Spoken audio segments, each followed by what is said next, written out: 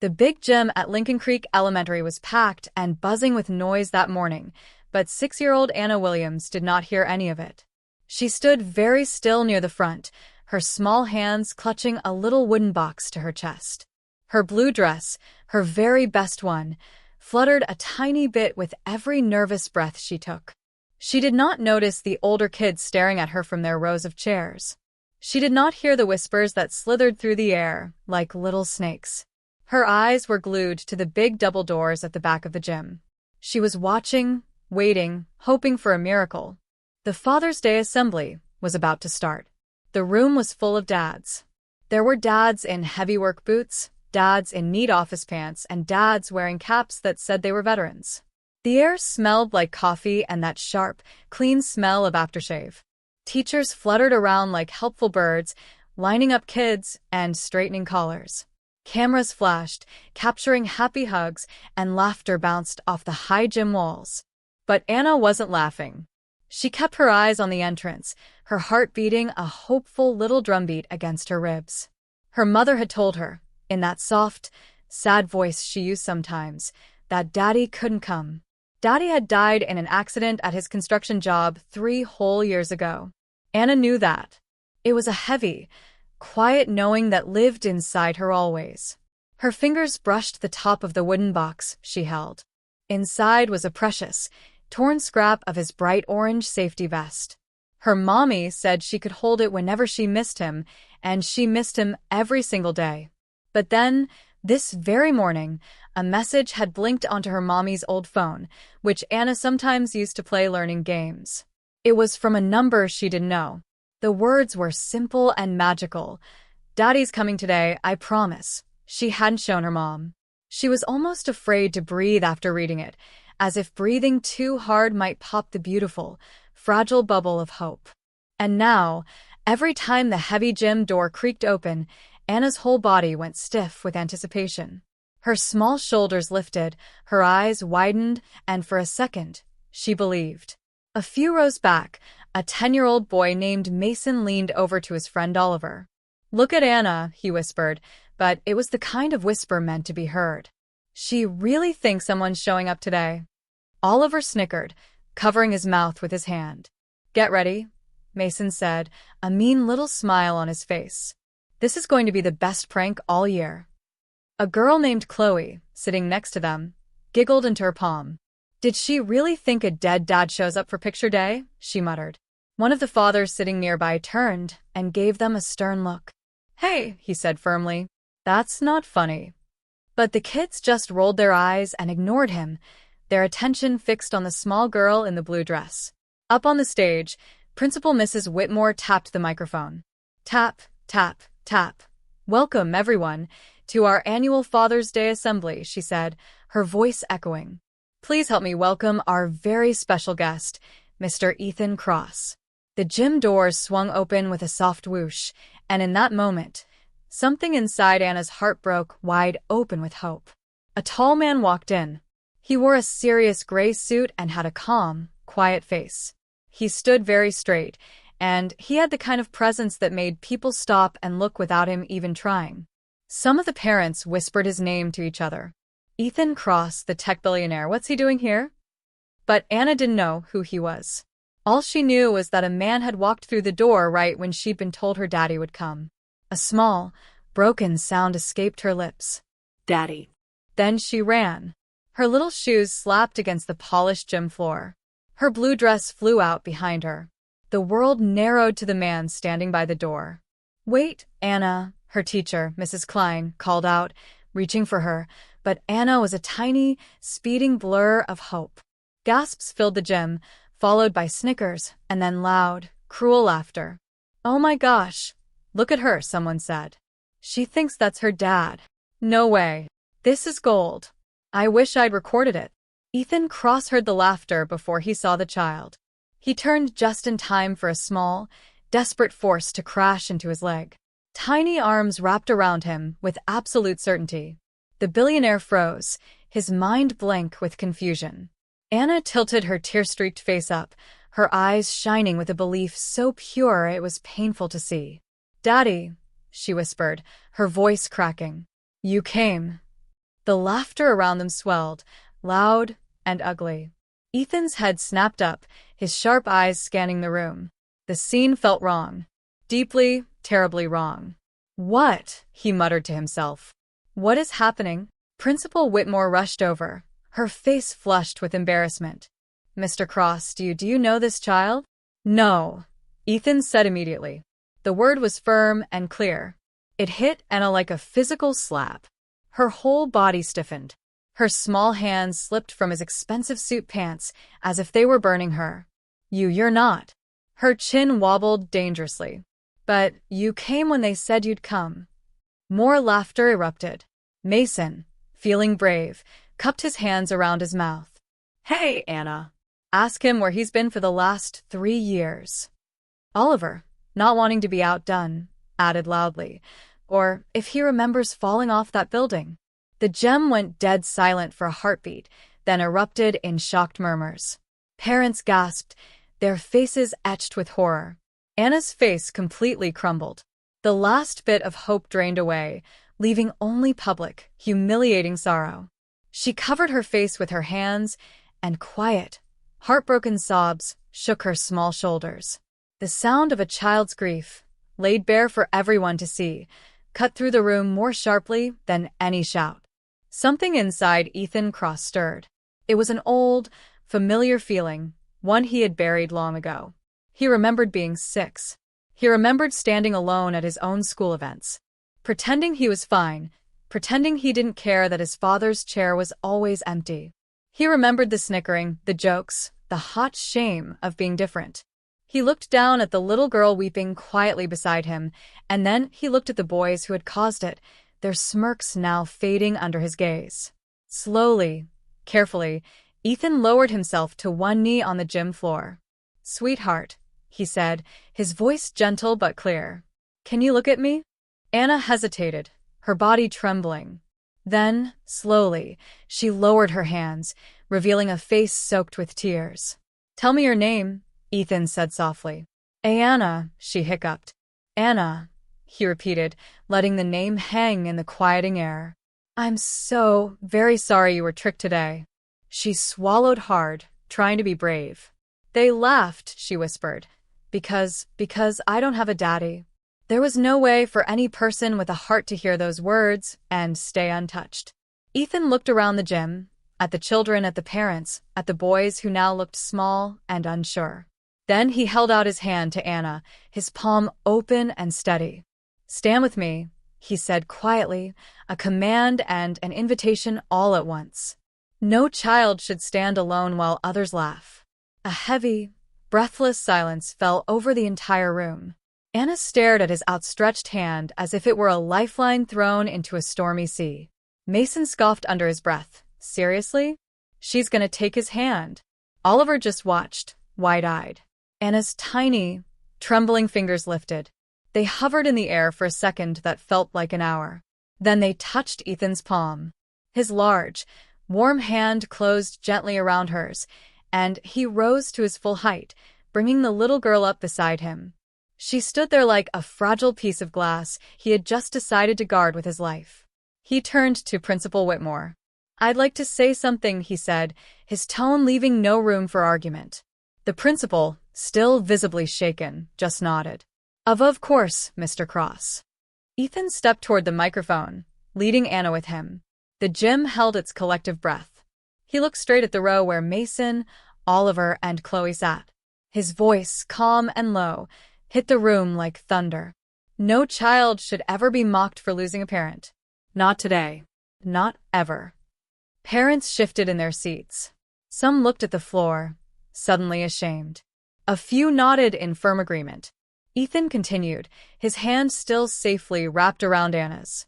"When you laugh at a child's grief, you show everyone what is broken in yourself, not in them." Mason seemed to shrink in his seat. Ethan looked down at Anna, then back at the crowd. This little girl deserved kindness today. Instead, she was given cruelty disguised as a joke. His eyes grew hard. "And that is not something I will ignore." For a long moment, the only sound was the quiet buzz of the fluorescent lights. Anna pressed closer to his side, her shaking beginning to ease. Just a little. And just like that, the gym that had been full of cruel laughter was now filled with a deep, shamed silence. The assembly was over, but the real story, for Anna, for Cheryl, and for Ethan Cross, was just beginning. The heavy silence in the gym lasted only a few seconds after Ethan finished speaking, but it felt much longer. It was a thick, uncomfortable quiet, where people shifted in their seats and teachers exchanged worried glances. The Happy Father's Day feeling had vanished, replaced by something more serious and sad. Anna kept her small hand tucked inside Ethan's. She looked up at him, her eyes red and puffy, but a new, tiny spark of trust was flickering deep inside them. He had stood up for her. He had told everyone they were wrong. No grown-up had ever done that for her before, not like this. From the corner of the room, Mason Carter squirmed. His friend Oliver hunched his shoulders, trying to look smaller. Their laughter was completely gone, swallowed up by a guilty feeling that sat in their stomachs like a cold rock. Principal Whitmore cleared her throat and leaned toward the microphone again. "Thank you, Mr. Cross, for those heartfelt words. Perhaps now we can, resume our program and move to the class presentations." "We're not done here," Ethan said calmly. His voice wasn't loud, but it was firm, like a door closing. Everyone froze again. He turned just a little so he could see the whole room. "A cruel act was committed this morning," he said. "And it wasn't an accident. Someone went out of their way to hurt this child." A wave of whispers rippled through the chairs. Mason's face went pale. His father, Michael Carter, a big man with a permanent scowl, leaned back in his chair and crossed his arms. He whispered to his son, "Sit still. Nobody can prove anything." But Mason's foot tapped nervously against the metal leg of his chair. "Children don't come up with this kind of cruelty on their own," Ethan continued, his gaze sweeping over the parents. "It's learned." Michael Carter shot up from his chair. "All right, that's enough," he barked. "You don't get to stand there and judge my kid because some little girl has a sob story." Another gasp went through the crowd. Anna flinched and hid her face against Ethan's leg. Ethan turned his head slowly.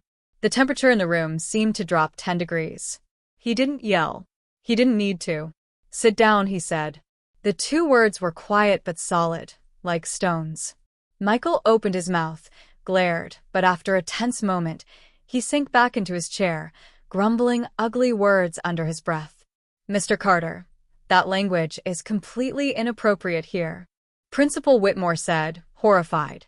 "Inappropriate," Ethan repeated, his voice still quiet but sharp. "Is laughing at a 6-year-old who lost her father inappropriate? Is teaching children that kindness is optional inappropriate?" Michael just scowled and looked away.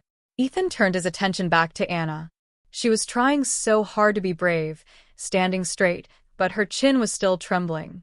"Anna," he said gently, "do you want to stand with me while we sort this out?" She blinked up at him. "Right now?" "Yes," Ethan said. "Right now."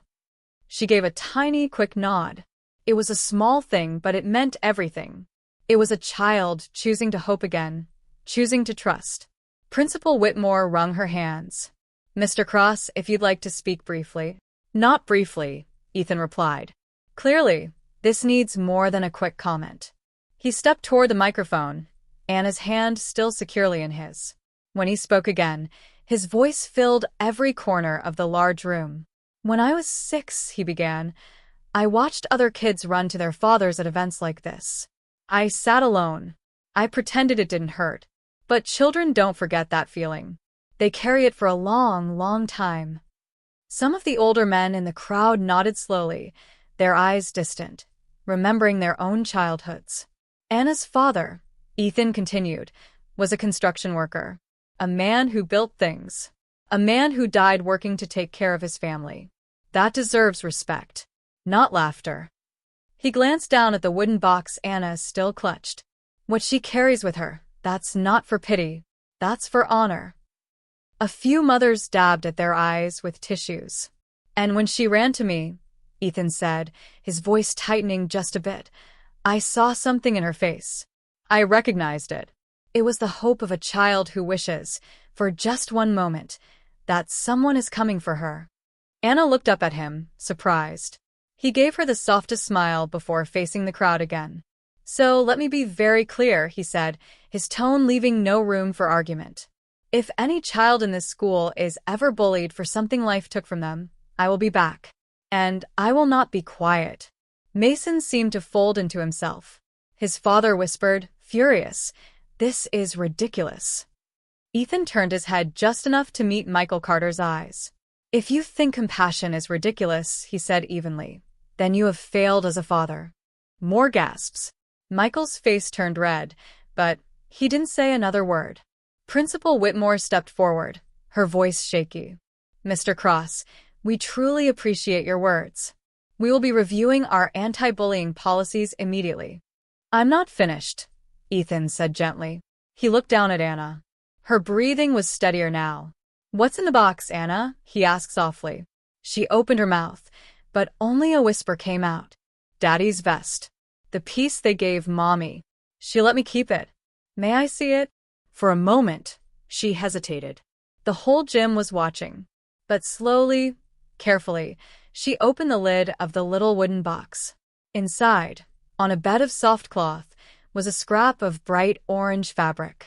It was worn and frayed at the edges, with a faint dusting of gray, like it had come from a very busy, important place. Ethan reached out and touched it gently, as if it were the most precious thing in the world. He held it up for everyone to see. "This," he said, his voice strong and clear, "belonged to a man who died working so his child could have a future. A man who doesn't get to stand here today. He doesn't deserve to be the punchline of a joke." He placed the scrap back in the box with great care and closed the lid. "And neither," he said, looking straight at Anna, "does his daughter." He knelt down so he was eye level with her. "Anna," he said, his voice so gentle it was almost a whisper, "no child should have to face something like this alone. Not today." He paused, letting his words sink in, like a promise made in front of hundreds of witnesses. "If you'll allow me," he said, "I would like to stand in for your father today." The gym buzzed with surprise, but this time it wasn't mean. It was shocked, curious, hopeful. Anna stared at him, her wide eyes filling with fresh tears, but these were different. You would," she breathed. He nodded. "Yes. If you want me to." Her whole little body trembled. Then she whispered the quietest, most fragile word. "Okay." Ethan squeezed her hand, a steady, safe pressure.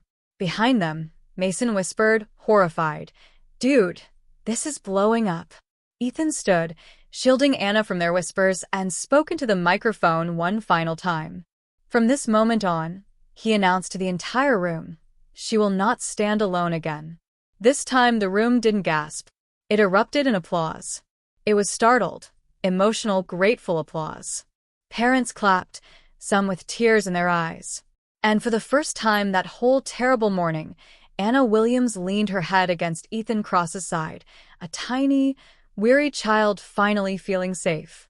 The applause eventually died down, but the thick, tense feeling in the gym didn't go away. It just changed. Now it was a nervous energy, like the air right before a summer thunderstorm. The happy, predictable Father's Day assembly was ruined, and everyone knew it. Teachers looked at each other, unsure what to do next.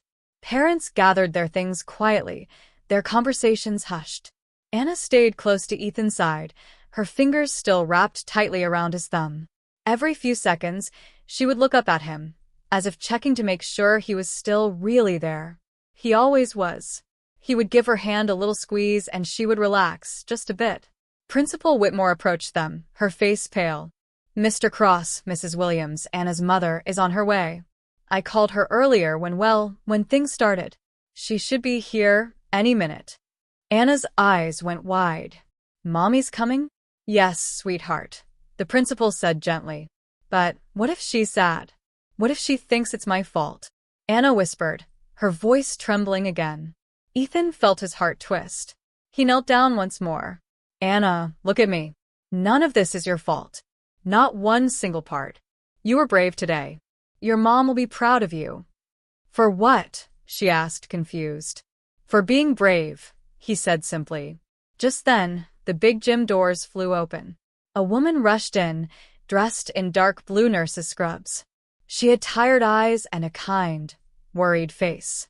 She scanned the crowded room frantically until her gaze landed on Anna. "Baby," she gasped. "Mommy." Anna let go of Ethan's hand and flew across the floor, crashing into her mother's arms. Cheryl Williams dropped to her knees, wrapping her daughter in a hug so tight it seemed like she was trying to absorb all the hurt right out of her. "What happened?" she asked, her voice frantic. "The school called and said something happened." "Who hurt you? Why are you crying?" Anna just buried her face in her mother's shoulder, crying all over again, but this time it was the crying of relief, of finally being with the person who made everything feel safe. Ethan watched from a few steps away, giving them space but staying close. Cheryl looked over Anna's head, her eyes meeting his.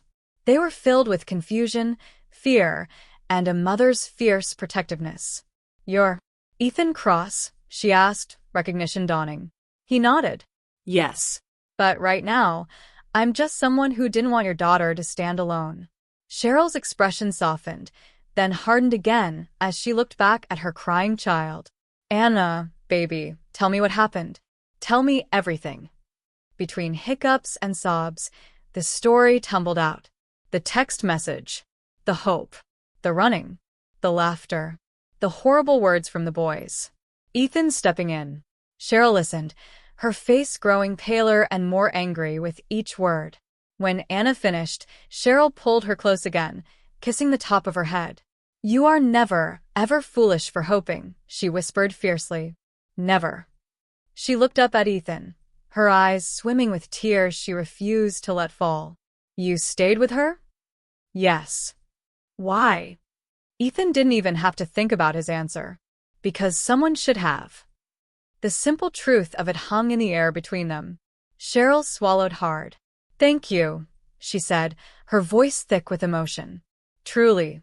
Your daughter is extraordinary," Ethan said softly. "She's strong. She reminds me of someone I used to be." Cheryl studied his face. "You lost your father, too?" He gave a single, slow nod. "A long time ago. But some losses, they don't ever really fade." Cheryl looked down at Anna, who was now clinging to her, then back at Ethan. "Well," she whispered, "today you were the father she needed." The words hit Ethan somewhere deep and unexpected. He felt a lump form in his own throat. He knelt beside Anna again. "Sweetheart," he said, his voice gentle but serious.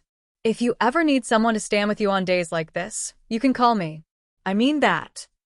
Anna blinked, still not quite understanding. "Even if it's not Father's Day?" "Especially then," he said. Cheryl placed a gentle hand on his shoulder. "Mr. Cross, you didn't have to do any of this." "I know," he said, looking up at her. "But I wanted to. No child should carry that kind of grief alone." Cheryl's voice broke. "She won't. Not anymore." Ethan stood, his heart feeling fuller and heavier than it had in years. When he spoke again, it was with a certainty that surprised even him. "I'm not going anywhere," he said. It wasn't just to Anna. It was to both of them. A tiny, hopeful smile finally touched Anna's tear-stained face. And for the first time, the gym, with its lingering sadness and shame, felt a little warmer. Not because of the lights, but because something broken had begun, slowly, to mend. Later, after most of the crowd had drifted away, Ethan, Cheryl, and Anna found themselves in Principal Whitmore's office. It was a small, tidy room filled with books and the smell of old paper. Anna sat in a big chair, swinging her legs, holding her wooden box in her lap. Cheryl sat beside her, one arm around her shoulders. Ethan stood nearby, a quiet, protective presence. The principal sighed, folding her hands on her desk. "Mrs. Williams, Mr. Cross, first let me say again how deeply sorry I am. This should never have happened at our school. We will be taking disciplinary action against the children involved. Mandatory apologies, suspension from recess, and they will attend supervised behavior classes." "That's a start," Cheryl said, her voice firm. "But what about the parents who let them think this behavior was okay?" As if on cue, There was a sharp knock on the office door, and before anyone could answer, Michael Carter pushed his way in. Mason trailed behind him, looking at the floor. "Now hold on," Michael said, his voice booming in the small room. "Nobody taught my boy anything. Kids tease. It happens. No reason to blow it up." Ethan turned slowly. His voice was dangerously quiet. "Leave. Now." Michael bristled. "You can't tell me to. You humiliated your son today," Ethan interrupted, his words crisp and clear, "by not teaching him better. By laughing along when he hurt a 6-year-old. You will leave this room. Now." Michael stared at him, his face turning red. For a moment, it looked like he might argue, but something in Ethan's steady gaze stopped him. He grabbed Mason's arm. "Come on. This is a waste of time." He stormed out, slamming the office door behind him. The room was quiet again. Mrs. Whitmore let out a shaky breath. "Well." Ethan turned back to Cheryl and Anna. "You shouldn't have had to deal with any of that." Cheryl gave a tired smile. "Life hasn't exactly been gentle with us. We're used to pushing through." Anna reached over and took her mother's hand. Cheryl squeezed it. "And you," Cheryl said, looking at Ethan. "You didn't have to step in. You didn't know us." "I couldn't watch it happen," he said simply. Mrs. Whitmore cleared her throat. "Mr. Cross, the school is starting a new compassion and respect program. Would you consider being on our advisory board? We could use a voice like yours." Ethan nodded without hesitation. "Yes. "And I'll fund whatever the school needs to make sure nothing like this ever happens again." Anna's head popped up. "Really? You'll come back?" Ethan crouched down in front of her chair, so they were eye to eye. "I told you, sweetheart. You won't stand alone again. Not here. Not anywhere." She bit her lip. "Promise." He placed a hand over his heart. "Promise." Tears welled up in Cheryl's eyes. "Mr. Cross, I don't know how to thank you." "You don't owe me anything," he said softly. "Just let me help when I can." Then, to everyone's surprise, Anna carefully opened her wooden box. She took out the scrap of orange fabric, held it tightly for a second, and then gently placed it in Ethan's hand. "For you," she whispered. Ethan's breath caught. "Anna, I can't take this. It's yours." "You can," she said, her little voice firm. Because you make me feel safe. Like he would." That did it. Tears spilled freely down Cheryl's cheeks. Ethan looked down at the frayed, dusty scrap of vest in his palm, a piece of a man he'd never met, given to him by that man's daughter. It felt sacred. He swallowed hard, emotion tightening his throat. "I'll protect it," he whispered, closing his fingers around it. "And I'll protect you." Anna smiled, a small, precious, trusting smile. Cheryl placed a hand on his shoulder. "You're a good man, Mr. Cross." He looked from the scrap of fabric to Anna's hopeful face to Cheryl's grateful one. "I'm just trying," he murmured, "to be the kind of man she deserves." The hallway outside the principal's office was quiet now. The last of the parents and children had gone home. The only sounds were the faint squeak of a custodian's cart and the hum of the hallway lights. But inside the office, a different kind of quiet had settled. A quiet full of a promise just made, a promise that felt bigger than the room itself. Ethan still held the orange scrap in his hand. It was so light, but it felt as heavy as a brick. It held a man's memory and now a little girl's hope. He turned it over gently between his fingers. Anna watched him, standing so close her shoulder brushed his sleeve. Cheryl stood on her other side, one arm wrapped around her daughter. To anyone walking by, they might have looked like a family. The thought startled Ethan, but it didn't feel wrong. "Are you ready to head home?" Ethan asked Anna gently. Her eyes went wide. You're coming?" Cheryl started to protest. "Mr. Cross, you've already done more than enough. You don't have to." But Ethan shook his head. "I meant what I said. No child walks out of here today feeling alone."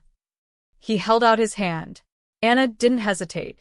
She slipped her small hand into his, her grip sure and certain.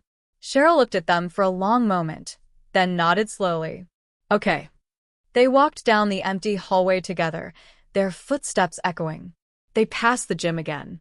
The decorations still hung, the paper ties, the glittery #OneDad signs, but the room was dark and empty. Anna didn't even glance inside.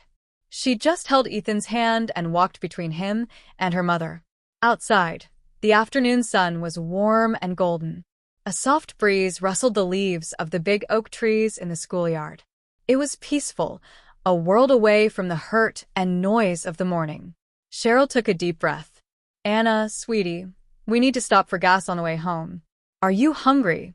Anna shrugged, then looked up at Ethan. Mr. Cross, do you eat lunch? He smiled. Sometimes. She frowned, her little forehead wrinkling. But people need lunch. Her simple, serious logic made both adults smile. Cheryl turned to Ethan. Would you like to join us? It's nothing fancy. Just the diner near our house. He was about to say no, to go back to his quiet, empty apartment and his million emails. But then he looked down. He saw Anna's small hand tucked trustingly in his. He felt the scrap of fabric in his pocket. He saw the cautious hope in Cheryl's tired eyes. I'd be honored, he said simply. The walk to the parking lot felt strangely natural. Anna swung their joined hands between them. Cheryl's old blue sedan was parked next to Ethan's sleek, silent black SUV. Anna climbed into her mother's back seat like it was the most normal car in the world. Ethan paused, looking at the worn car, the mismatched door, the crack in the tail light. It was a car that had seen a lot of life. Cheryl saw him looking and lifted her chin a little. It runs. May not look pretty, but it gets us where we need to go. It's a good car, Ethan said, and he meant it. Cheryl gave a faint smile. You're a terrible liar. He laughed, a soft, surprised sound he hadn't heard from himself in a long time. I'll follow you, he said. The diner was called Maggie's Table. It was the kind of place with checkered curtains, a jukebox in the corner, and smells of bacon and coffee that wrapped around you like a hug. When they walked in, a few people looked up. A billionaire in a tailored suit didn't exactly blend in at Maggie's. But Anna marched right to a booth by the window. We sit here, she announced. I like watching the buses. They slid into the booth, Anna next to Ethan this time. Cheryl noticed, but didn't say anything. A waitress with a kind smile came over. What can I get you folks? Anna ordered a grilled cheese with extra ketchup. Cheryl got a BLT. Ethan, who hadn't looked at a diner menu in decades, just said, I'll have the special. That's the chicken fried steak, the waitress said. Ethan hesitated. Anna giggled. You don't know what that is, do you? Not a clue, he admitted. Cheryl smiled. Guess we're teaching Mr. Cross about real food today. When the waitress left, a comfortable quiet settled over the table. Anna was coloring on the back of her placemat with a crayon she'd pulled from her pocket. Finally, she looked up at Ethan with her big, serious eyes. Mr. Cross, she asked, why did you help me? The question was so direct, so honest. Ethan thought for a moment. Because, he said gently, a long time ago, I wish someone would have helped me. She leaned her head against his arm, a simple, trusting gesture. You can help me again. If you want. Cheryl inhaled softly, but Ethan just smiled. I want to, he said. Anna relaxed completely, going back to her coloring. Cheryl spoke softly. Ethan, what you did today, a lot of people would have just walked away. I couldn't, he said simply. Why? She pressed. He looked at Anna, at the way her tongue stuck out in concentration as she colored. He saw not just a child, but a little girl who had known too much sadness. Because no one came for me, he said quietly, the truth spilling out. And I refuse to watch another child feel that kind of lonely. Cheryl's eyes softened. You really meant what you said, that she won't be alone. I meant every word. Anna looked up and smiled, a shy, bright smile. Cheryl whispered, I'm glad you were there today. Ethan felt something shift deep inside his chest. It was warm and unfamiliar, and a little scary. Without even realizing it, he knew that today wasn't just about stopping some bullies. It was the beginning of something that would change all three of their lives forever.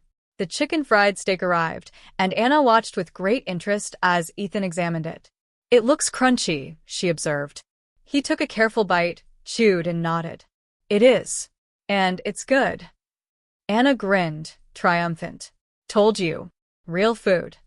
Cheryl laughed, a real, unburdened laugh that made her look years younger. Just wait until you try the pie. As they ate, the waitress came by to refill their drinks. She smiled warmly at the three of them. Your little girl is just precious, she said to Cheryl. Anna, without missing a beat, pointed at Cheryl. She's my mommy. Then she pointed at Ethan. And he helped me today. The waitress's smile softened. Well, then he's a good man. The words good man echoed in Ethan's head. He was used to being called smart, powerful, rich. But good? That word didn't land near him very often. He didn't know what to do with it. When the waitress left, Cheryl shook her head, chuckling. Anna, sweetheart, you don't have to tell our life story to every stranger. But she asked. Anna said, perfectly logical. Ethan laughed quietly. She's honest. It's refreshing. That's one word for it, Cheryl muttered, but she was smiling. After lunch, as they walked back to the cars, Anna swung between them, holding both their hands. Can we go to the park? She asked, looking up with hopeful eyes. The one with the big slide? Cheryl glanced at Ethan. He gave a small nod. I think that's a great idea, he said. 15 minutes later, they were at Cedarbrook Park.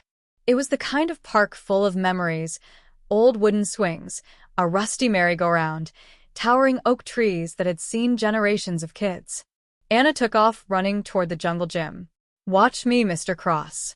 I'm watching, he called back. Cheryl leaned against a picnic table, her arms crossed. She likes you, she said quietly. That doesn't happen often. Ethan watched Anna climb the ladder, her legs wobbling with effort before she triumphantly slid down the spiral slide. I like her too. Why did you really step in today? Cheryl asked, her voice serious. The real reason. You don't have to sugarcoat it for me. Ethan took a deep breath. The smell of cut grass and sunshine filled his lungs. I know what it feels like, he said finally. To be 6 years old and waiting for someone who isn't coming. To pretend you're not hurting because everyone else seems so sure you should be fine. Cheryl nodded slowly. Your father? Never in the picture, Ethan said. My mom raised me alone until she got sick. After that, I had to grow up fast. I'm sorry. He shrugged, a movement that tried to look casual but wasn't. I survived. But I never forgot that feeling. Watching Anna today was like watching myself. And I couldn't let it happen. Cheryl looked down at her hands. Most people would have turned away. Most people, Ethan said gently, haven't lost the same things. Anna came running back, breathless. Push me on the swing, she demanded, then quickly added, please? Ethan chuckled. Of course. He followed her to the swings. She hopped into one, and he gave her a gentle push. Higher, she squealed. He pushed a little harder, and her laughter filled the air, bright and healing. Cheryl watched from the picnic table, one hand over her heart. After a while, Anna leaned back in the swing, looking at Ethan upside down. Mr. Cross? Yes. Can you come to our house sometime? Cheryl nearly choked. Anna. But Anna just looked confused. He's nice. Ethan looked at Cheryl, letting her make the choice. We'll take things one step at a time, okay? Cheryl said, her cheeks pink. Anna nodded, accepting the answer. Ethan gave her one last push, and as she soared through the air, he realized something unsettling. He didn't want this afternoon to end. For the first time in years, he wasn't thinking about board meetings or stock prices or contracts. He was thinking about the sound of a little girl's laughter and the quiet strength of her mother. As the sun began to dip lower, painting the sky in shades of orange and pink, Anna hopped off the swing and ran to him, wrapping her arms around his waist in a sudden, tight hug. Thank you, she whispered into his suit jacket. For what? He asked, his voice soft. For coming for me today. His chest felt tight. He knelt down so they were eye to eye. I'll come for you, he promised, his voice fierce with a sudden emotion. As long as you need me, she smiled, a small, perfect thing. And in that smile, something in Ethan's carefully built, lonely world cracked open, just a little, letting the light flood in. The ride back to their neighborhood was so quiet Cheryl could hear the soft hum of the car's engine and the even softer sound of Anna's breathing from the back seat. Her daughter had fallen asleep almost instantly, her cheeks smushed against the window, one sticky hand still faintly smelling of chocolate from the cream cone Ethan had bought her at the park. In the rearview mirror, Cheryl watched her sleep, the day's exhaustion finally claiming her. Her own shoulders ached with a tiredness that went deeper than bones. Today had been a whirlwind. Heartbreak, fury, relief, and now this. This strange, quiet feeling of not being alone. She glanced at the black SUV in front of her, Ethan's driver guiding them smoothly through the familiar streets. The fact that a billionaire was leading her beat-up sedan through her working-class neighborhood should have felt absurd. But somehow, in the golden light of the setting sun, it didn't. It felt right. She pulled into her driveway. The SUV parked at the curb. Ethan was out of his car almost before it stopped moving. Cheryl got out carefully, trying not to slam the door and wake Anna. "She's out?" Ethan asked, his voice a low rumble in the quiet evening. "Completely," Cheryl whispered. "Today was a lot." "For all of us," he agreed. They stood there for a moment on the cracked concrete of the driveway, letting the peaceful neighborhood sounds wash over them. A dog barking a few houses down, the distant sound of a lawnmower, the faint chatter of a TV through an open screen door. It was the soundtrack of a life Ethan hadn't been part of in decades. "Would you like help bringing her in?" he asked. Cheryl hesitated. This was another line, another step into her private world.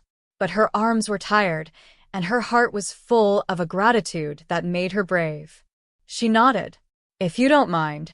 Ethan opened the back door of the car with a gentleness that surprised her. He leaned in and, with careful, strong movements, lifted Anna into his arms. She didn't stir.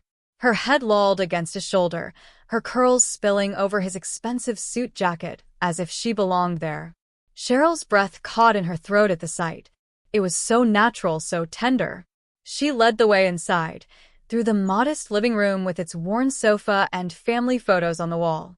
It wasn't fancy, but it was home. She opened the door to Anna's room, a small space painted a soft yellow, the walls covered in drawings of stars and flowers, and one very carefully drawn picture of a man holding a little girl's hand.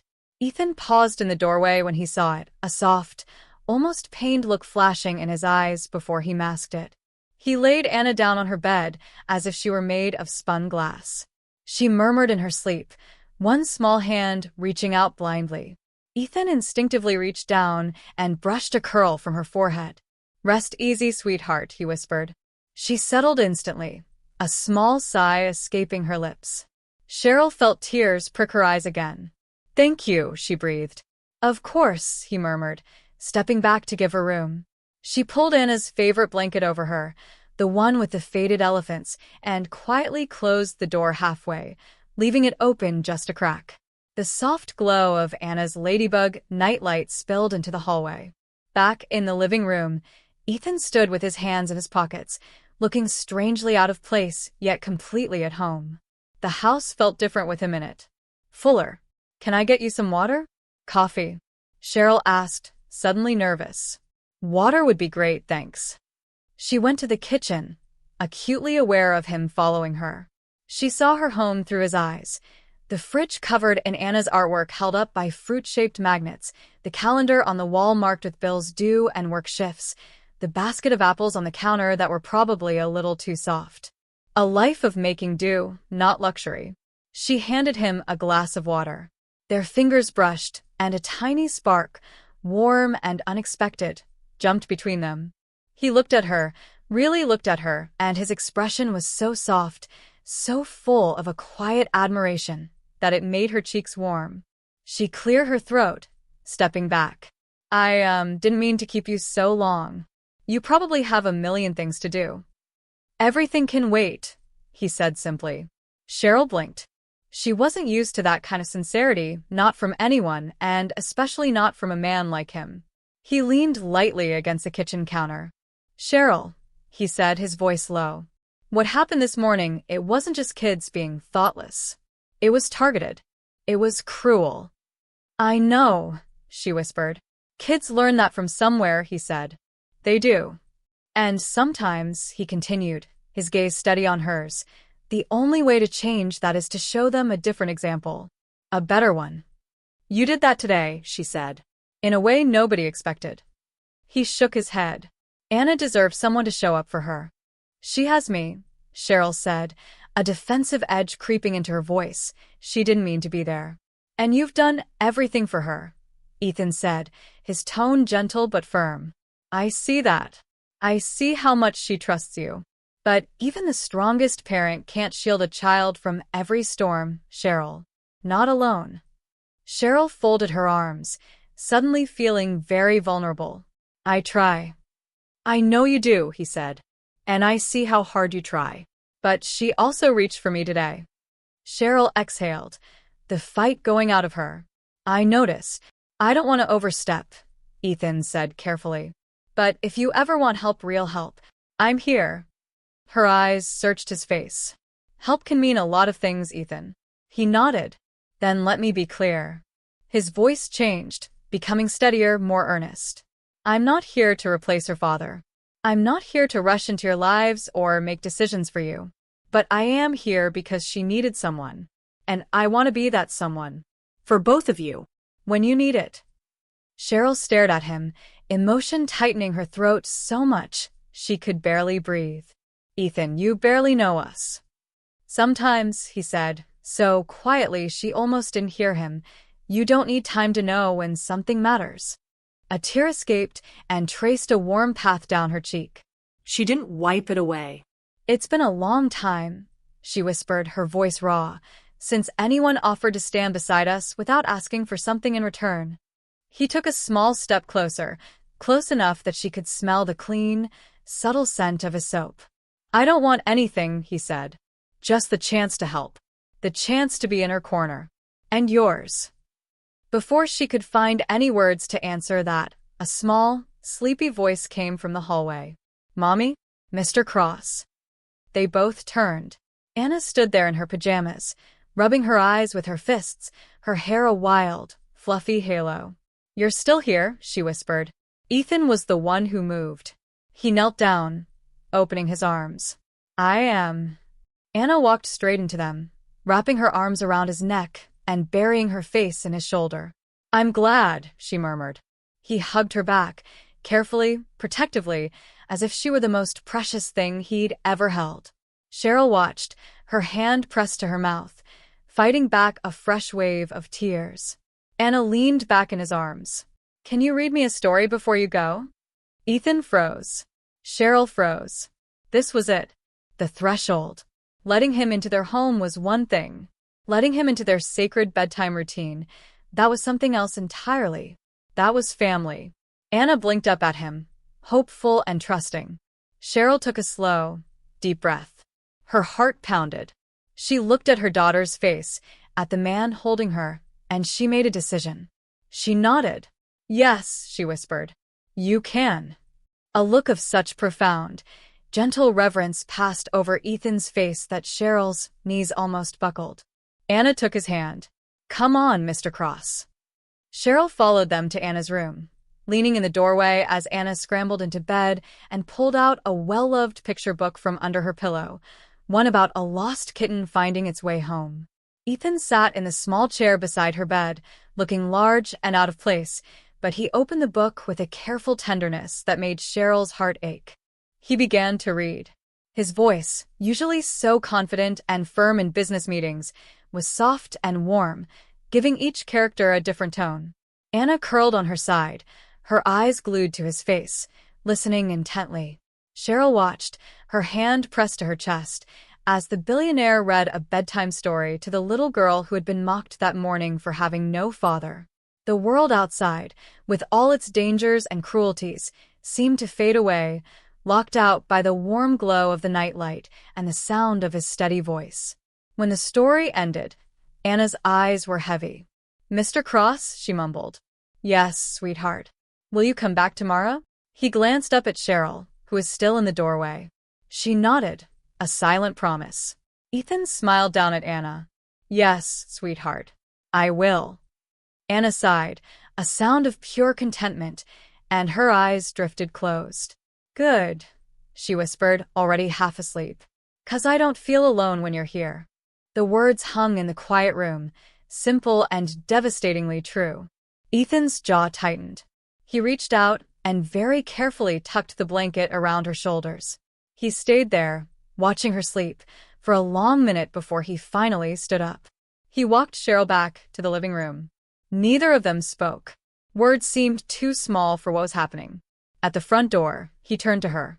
I'll have Adam, my driver, stay parked outside tonight, he said quietly. Just in case. Ethan, that's two. It's not enough, he interrupted gently. Not when you're afraid. He saw the protest in her eyes and shook his head. Cheryl, let me do this. Please. She looked at him, at the fierce protectiveness in his eyes, and she nodded. Okay. I'll see you in the morning, he said. It wasn't a question. In the morning, she agreed. He left then, closing the door softly behind him. Cheryl locked it and leaned her forehead against the cool wood. She heard the quiet purr of the SUV as it pulled away, and then the softer sound of another car, Adam's, parking just down the street. The house was quiet. Anna was safe and asleep. And for the first time since her husband died, Cheryl Williams went to bed not feeling the heavy, familiar weight of being completely on her own. A new, fragile hope, warm and bright, had taken root in her heart, and she fell asleep holding onto it tightly. The morning sun painted Anna's bedroom walls a soft, buttery yellow. Cheryl tiptoed down the hall, trying to be quiet, but when she peeked in, Anna was already awake. She was sitting cross-legged on her bed, still in her rocket ship pajamas, holding the picture book Ethan had read to her the night before. She was just looking at the cover, her small fingers tracing the raised letters. Morning, baby, Cheryl whispered. Anna looked up, her eyes instantly bright. Is it today? Cheryl smiled, her heart doing a funny little flip. Is what today? The day Mr. Cross comes back. Cheryl sat on the edge of the bed. He said he'd stop by sometime today, sweetie. But we have school, and he has a lot of work, so we'll see. Can he walk me in? Anna asked, the hope in her voice, so loud it was almost a physical thing in the room. That gave Cheryl pause. Letting him walk her to school, that felt like making a statement. It felt like crossing a line in front of the whole town. But then she looked at Anna's face, at the quiet confidence that had returned overnight, a confidence directly tied to Ethan Cross. I just feel safer when he's there, Anna whispered, answering Cheryl's unspoken worry. Cheryl closed her eyes for a second. We'll see, she said gently. Let Mommy think about it. Anna nodded, but the hope didn't leave her eyes. Downstairs, as Cheryl was pouring cereal, her phone buzzed on the counter. She glanced at the screen and her breath hitched. Ethan Cross. Her thumb hovered over the answer button. It was too fast. It was too much. But yesterday had changed everything. She took a deep breath and swiped to answer. Good morning. His voice came through, warm and steady. Good morning, she replied, trying to sound normal. I didn't wake you, did I? No, we're up. Good. A pause. I was wondering if I could stop by before school. Just to check on Anna. Make sure she's okay after yesterday. He was asking for the exact thing she needed, exactly when she needed it. The careful walls she tried to keep up crumbled a little more. All right, she said. Come by. I'll be there in 20 minutes. When she hung up, Anna was at the bottom of the stairs, having somehow appeared without a sound. Was that him? She asked, her voice hushed with excitement. Yes, Cheryl said. He's coming. Anna let out a tiny squeal and raced back upstairs to get dressed. Cheryl heard the thumps and rustles of enthusiastic, hurried clothing selection. 20 minutes later, right on time, a soft knock sounded at the door. Cheryl opened it to find Ethan on the porch. He wasn't in a full suit today, just dark trousers and a crisp, light blue button-down shirt with the sleeves rolled up. His hair was still damp from a shower, and he held a small paper bag that smelled wonderfully of cinnamon and sugar. He looked less like a billionaire and more like a person. A very kind, very reliable person. "Good morning," he said, his eyes immediately seeking and finding Anna, who was barreling toward the door. "Mr. Cross." She launched herself at him, and he caught her in a hug, the paper bag held safely out to the side. "Good morning, sweetheart. Sleep okay?" She nodded against his shoulder. "Did you?" He smiled. "Better than I have in a long time." He handed the bag to Cheryl. "Breakfast. From the bakery on Maple." "You didn't have to," she said automatically. "I know," he replied. "I wanted to." Over warm cinnamon rolls at the kitchen table, Anna asked, "Ready for school?" She looked from her mother to Ethan and back. Cheryl made a decision. "Would you like Mr. Cross to walk you in today?" Anna's whole face lit up. She nodded so hard her curls bounced. Ethan looked at Cheryl for confirmation. She gave a small, definite nod. "If you're sure," she said. "I'm sure." The school parking lot was busy with the usual morning chaos. As they walked toward the entrance, Anna holding a hand of each of theirs, Cheryl saw the looks, the curious glances, the whispered conversations behind hands. She held her head a little higher. Then she saw them. Mason, Oliver, and Chloe were loitering near the bike racks with a couple of other kids. They fell silent when they saw Ethan. Mason's eyes went wide, and he looked at the ground. Ethan didn't miss a beat. He stopped walking and knelt down to Anna's level. "Are you feeling okay about going in?" he asked, his voice calm. She glanced nervously at the group of kids, then back at his steady face. She nodded. Ethan stood up.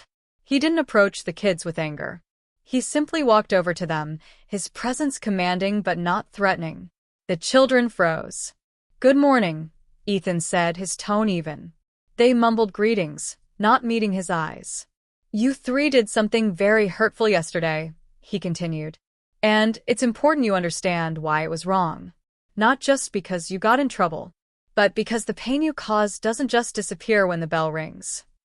One of the mothers, a tired-looking woman Cheryl recognized as Oliver's mom, hurried over. "Mr. Cross, I'm so sorry for what they—" "It's not your apology I need," Ethan said gently but firmly. "It's theirs." There was a long, uncomfortable silence. Then Oliver, the smallest of the three, shuffled forward. His voice was barely a whisper. We're sorry, Anna." Mason mumbled something that might have been an apology. Chloe just nodded, her face red. Ethan placed a gentle hand on Anna's back. "You have nothing to be afraid of today." Anna took a tiny step forward. She looked at the three kids who had made her yesterday so terrible. "It hurt," she said softly, her little voice clear in the morning air. "But thank you for saying sorry." Principal Whitmore, who had been watching from the steps, came over. "Mr. Cross, I didn't expect you back so soon. Thank you for everything." "It's the least I can do," he said. Then he looked down at Anna. "I'll see you this afternoon?" Anna hugged him tightly. "Yes." Cheryl watched as her daughter ran into the school, her step light, her head held high. The difference from the broken child of yesterday was a miracle. Ethan turned to her. "She's going to be okay today." "Because of you," Cheryl said. He shook his head. "Because of us." The word "us" hung in the air between them, new and delicate and full of meaning. Then Ethan reached into his pocket and handed her a simple white business card. On it was just his name and a single phone number, handwritten. "Call me," he said. "For anything. Even little things." She took it, their fingers brushing. "I will," she promised. He stepped back, giving her space but not distance. "See you this afternoon," he said, and as Cheryl watched him walk back to his car, she realized with a jolt that she was already looking forward to it. The afternoon sun was warm on Cheryl's back as she waited near the school's front steps.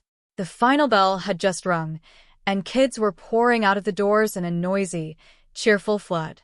She crossed her arms, trying to look casual, but her eyes kept darting to the end of the parking lot. Then she saw it, the familiar black SUV turning in. Her heart did that funny little flip again. The vehicle rolled to a smooth stop, and Ethan stepped out. He'd changed again, into dark jeans and a simple gray shirt. He looked more like someone who belonged in this pickup truck and minivan world than he had any right to. Before Cheryl could even wave, a blur of energy shot out of the school doors. Mr. Cross. Anna sprinted across the pavement, her backpack bouncing wildly. Ethan braced himself and caught her as she launched herself into his arms, spinning her around once in a circle that made her squeal with laughter. "How was school?" he asked, setting her down but keeping a hand on her shoulder. "Good." The boys said sorry again, in front of the whole class. "And I got to be line leader. And I wasn't scared at all because I knew you were coming." The words tumbled out in a happy rush. Cheryl's eyes stung. This was her daughter. Happy. Confident. Safe. "Can we get donuts?" Anna asked, turning her pleading eyes on both adults. "To celebrate?" Cheryl laughed. "Donuts? After cinnamon rolls this morning?" "Just one," Anna begged. "Celebrations need donuts." Ethan grinned. "I could go for a donut." Cheryl raised an eyebrow at him. "You don't even eat donuts." "I do now," he said simply. They went to Baker's Corner, the old-fashioned donut shop that had been in town forever. The bell jingled merrily as they entered. The air was thick with the sweet, warm smell of frying dough and sugar. An elderly couple shared a newspaper in a corner booth. A police officer was ordering a dozen to go. It was as American as apple pie. Anna pressed her nose against the glass case. "Mr. Cross, pick one." He crouched beside her. "Which one do you recommend?" Her small finger pointed unerringly to a chocolate donut buried under a mountain of rainbow sprinkles. "That one. It tastes like a birthday party." "Then that's the one," he said. They took their donuts to a booth. Anna devoured hers in about 12 seconds flat. Ethan took a thoughtful bite of his plain cake donut. "You're right," he said solemnly. "It does taste like a party." Anna beamed. A sprinkle stuck to her cheek. Cheryl shook her head, smiling. "You're both ridiculous." "Maybe," Ethan said, his eyes twinkling. "But it works." The warm, sugary moment shattered as they walked back to the parking lot. Cheryl's step slowed, then stopped completely. Her smile vanished. "Ethan," she said quietly, her voice tight. He followed her gaze. Leaning against a beat-up pickup truck on the other side of the lot was a man. He was tall and broad-shouldered, with a cold, hard face. It was Dean Carter, Michael Carter's older brother. "Great," Cheryl muttered under her breath. "Just what we need." Ethan moved, just a fraction, placing himself subtly between Anna and the man. "Do you know him?" "Everyone knows him," Cheryl whispered. "He's trouble. Always has been." Dean pushed off his truck and started walking toward them. His boots thudded heavily on the asphalt. Anna's hand tightened in Ethan's.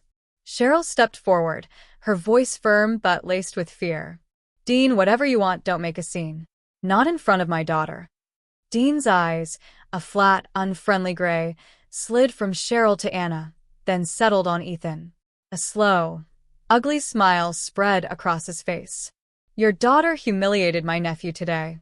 Made him apologize in front of God and everyone." "Your nephew bullied her," Cheryl shot back, her fear sharpening into anger. "That's why he apologized." Dean ignored her, his focus entirely on Ethan now. He looked him up and down with a sneer. "And you?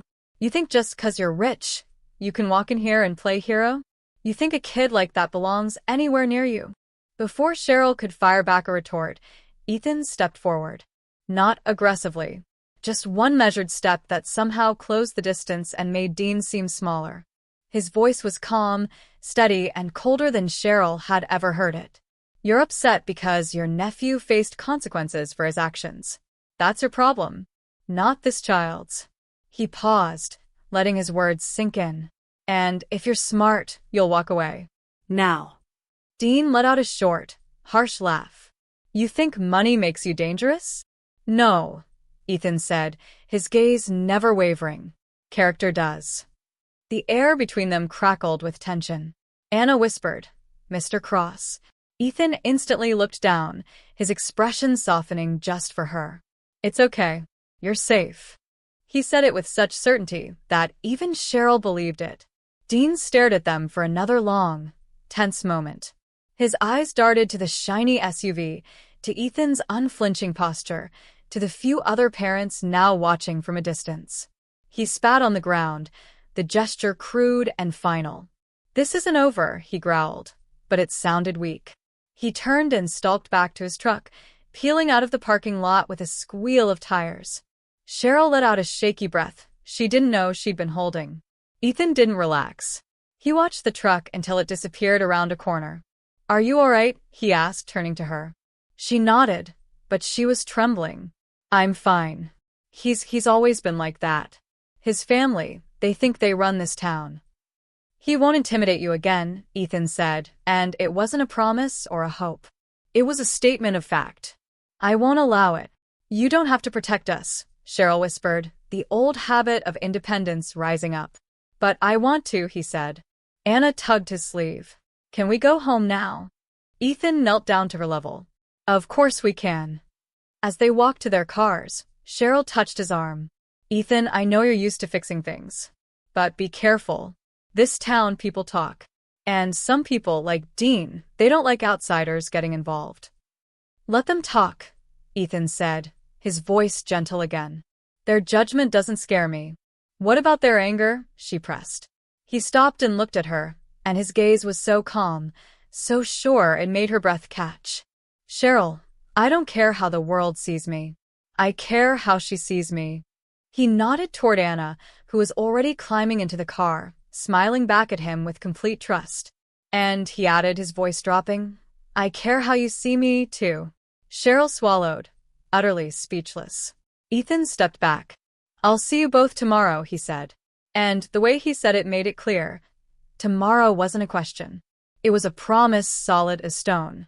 The next morning, a cool, gray mist clung to the rooftops of Cheryl's neighborhood. It was the kind of quiet, damp morning that made the world feel slow and hushed. Cheryl stood at the kitchen counter, pouring cereal into a bowl, but her hands weren't steady. The fear from yesterday's confrontation with Dean Carter was a cold stone in her stomach, one she couldn't seem to warm up. Anna sat at the table, humming and kicking her legs. She seemed untouched by the worry, wrapped in the new security Ethan had brought. "Mommy," she asked between bites, "do you think Mr. Cross will walk me in again today?" Cheryl hesitated. She wanted to say no, to pull back, to hide from the staring eyes and the dangerous man in the pickup truck. But Anna's hopeful face was impossible to deny. "We'll see," she said softly, the coward's answer. A knock at the door made them both jump. Anna froze, a spoonful of cereal halfway to her mouth. "Mommy, is that?" Cheryl wiped her hands on a dish towel, her heart hammering. She peeked through the front window and saw Ethan standing on the porch. He wasn't holding a paper bag today. He just stood there, his hands in the pockets of a dark coat, his breath making little clouds in the chilly air. He looked less like a guest and more like a sentry. She opened the door. "Good morning," he said, his eyes immediately finding Anna and softening. "You came early," Cheryl said, her voice tight. "I wanted to make sure everything was quiet," he replied. His gaze swept past her, scanning the street. "It is. For now." Anna flew to the door and wrapped her arms around his waist in a silent, fierce hug. He hugged her back, then looked at Cheryl. "Would it be okay if I walked with you to school again?" Cheryl looked from his serious face to her daughter's pleading one. The fear and the hope warred inside her. Hope, warm and bright one. "Yes," she said. "It would." The walk to school was quieter than the day before. Anna held both their hands, but she didn't swing between them. She walked close to Ethan's side, sensing the tension in the adults. As they neared the school, Ethan's posture changed almost imperceptibly. He didn't hunch or get bigger. He just became more aware. His eyes scanned the gathering parents, the idling cars, the tree line. Cheryl saw him, see Dean Carter. Dean was there again, leaning against the same pickup truck, watching them. He didn't approach. He didn't shout. He just watched, a cold, still statue of resentment. Ethan didn't break stride. He didn't even look directly at Dean after that first glance. He simply guided Anna and Cheryl toward the school entrance, his body a silent, unwavering shield. Principal Whitmore was at the doors, greeting children. Her smile was warm, but her eyes were worried. "Good morning, Anna. Mr. Cross." Ethan nodded politely, but didn't stop to chat. He knelt by Anna, at the entrance. You good? He asked, his voice for her alone. She looked up at him, then past him to where Dean stood. She swallowed, but nodded. Because you're here, she whispered. He gave her hand a final squeeze. I'll be here this afternoon, too. I promise. She hugged him quickly, then dashed inside, throwing one last, brave look over her shoulder. The walk back to the cars was silent and tense. Cheryl could feel Dean's eyes on her back, like twin points of cold pressure. When they reached her car, she fumbled with her keys. Ethan, should we tell the principal? About him being here? Get in the car, Cheryl, Ethan said quietly. It wasn't rude. It was an instruction born of pure protective instinct. She obeyed, her hands shaking as she started the engine. In her rearview mirror, she saw Ethan standing by his SUV, not getting in, just watching Dean. Dean stared back for a long, cold minute. Then he pushed off his truck, got in, and drove away, not speeding, just rolling slowly down the street. But he was smiling. It was the coldest, ugliest smile Cheryl had ever seen. Later that morning, Ethan sat in his corner office high above the city. The view was spectacular, a glittering tapestry of steel and glass, but he didn't see it. He saw a cold smile on a cruel man's face. He saw Anna's small, trusting hand in his. He pulled out his phone and dialed a number from memory. Mark, he said when his head of security answered. I need a background check. A local man. Dean Carter. Today. He listened for a moment. No, it's not for business. It's personal. For a family I'm helping. Another pause. Yes, I'll explain everything later. He hung up, the knot of worry in his chest tightening. His phone buzzed almost immediately. Cheryl. His heart jumped. Is everything okay? He answered, not bothering with hello. Her voice was thin, trembly. Ethan. Someone knocked on my door. His body went cold. Who? I didn't answer. I looked through the window. It was Dean. Ethan was already on his feet, grabbing his coat from the back of his chair. I'm coming. Cheryl, lock the door. Don't open it for anyone but me. I'll be there in 10 minutes. He didn't wait for her to agree. He was out the door, barking orders to his assistant as he strode to the elevator. The 10-minute drive felt like an hour. Every red light was a personal insult. When he pulled up to Cheryl's house, he saw nothing out of place. The blue sedan was in the driveway. The curtains were drawn. It looked peaceful. He knocked once, firmly. Cheryl, it's Ethan. The door unlocked and opened a crack, then wider. Cheryl stood there, pale as milk, her arms wrapped tightly around herself. She stepped back to let him in, and he closed the door behind him, locking it again. Where's Anna? Was his first question. At school, Cheryl whispered. She's safe. He let out a long, controlled breath. Good. He turned to her, his professional calm masking a raging fury. What happened?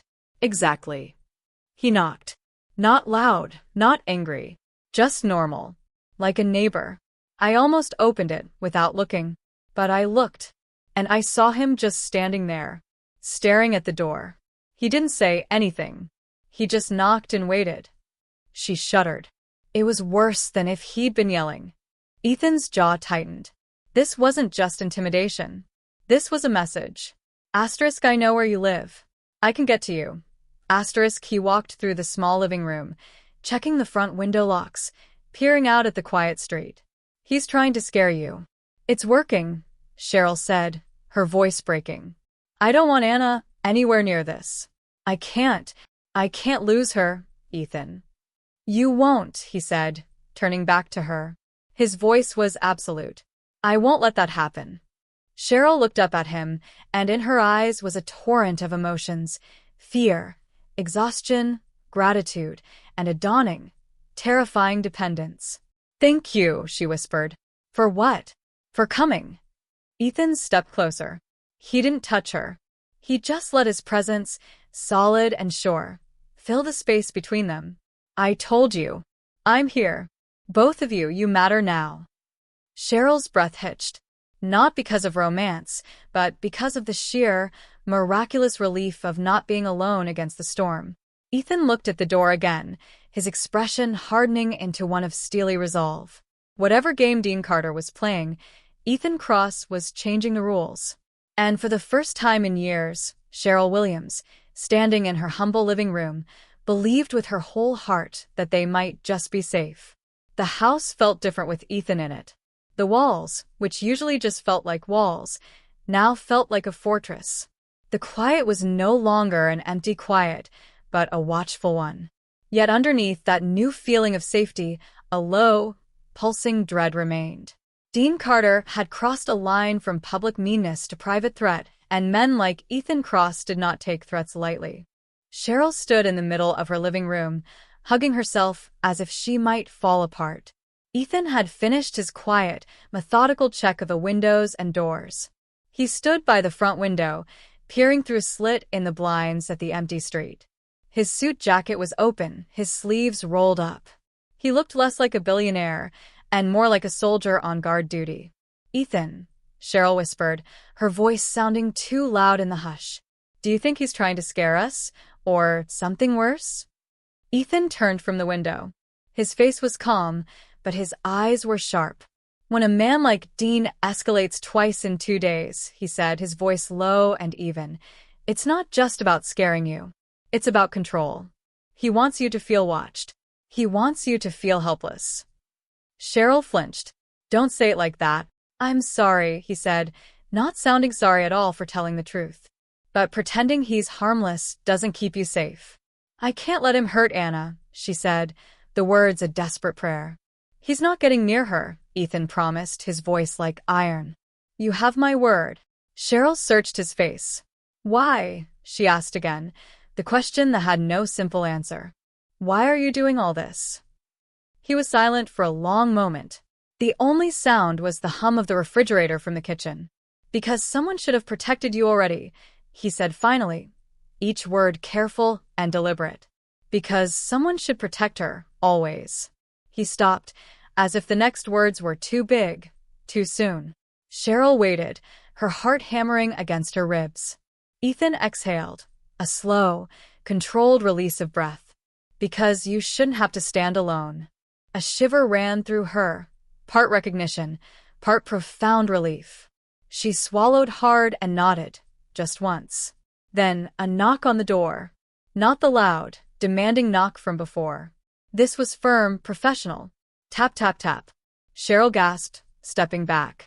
Ethan moved like lightning. In one fluid motion, he was between her and the door. "Stay behind me," he murmured, his voice barely a whisper. He looked through the peephole, and his shoulders relaxed a fraction. "It's Adam," he said. He unlocked and opened the door. Ethan's head of security, Adam, stood on the porch. He was a man of average height, but with an air of quiet, capable strength. He gave Cheryl a respectful nod. "Ma'am." Then he turned to Ethan, all business. "Mark's preliminary report on Dean Carter." Ethan took the folded papers Adam offered. He scanned them quickly, his expression growing darker with each line. He looked up at Cheryl. 3 domestic disturbance calls to his home in the last year. No arrests, just warnings. And an old assault charge from a bar fight. Charges were dropped. Cheryl covered her mouth, horrified. He's violent?" "He has a history of it," Adam said calmly. "Men like him get bold when they think no one's paying attention." "Someone's paying attention now," Ethan said, his voice flat. Adam glanced at Cheryl again. "Ma'am, if you're feeling unsafe, I can stay parked outside the house." "Indefinitely." Cheryl blinked. "You do that?" "Protecting people is my job," Adam said with a small, polite smile. "And protecting people he cares about," he nodded toward Ethan, "is my specialty." Cheryl looked from Adam's sincere face to Ethan's determined one. A lump formed in her throat. "You shouldn't have to do all this for us." "I want to," Ethan said simply. The sheer, uncomplicated goodness of it overwhelmed her. She pressed a hand to her forehead. "I don't know how we'll ever repay you." "You don't owe me anything," Ethan said, stepping closer. His voice softened. "Not gratitude, not favors. Just trust." Her breath caught. "Ethan," he held up a hand. "Right now we focus on Anna. On keeping her safe. Everything else comes later. She nodded, wiping at her eyes with the back of her hand. Adam cleared his throat. Sir, one more thing. There's chatter around town. People saw you with Mrs. Williams and Anna yesterday. Word is spreading. Cheryl's stomach twisted into a cold knot. What kind of word?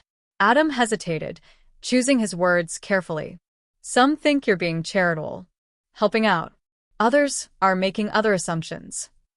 Cheryl felt heat flood her cheeks. But that's not, we're not.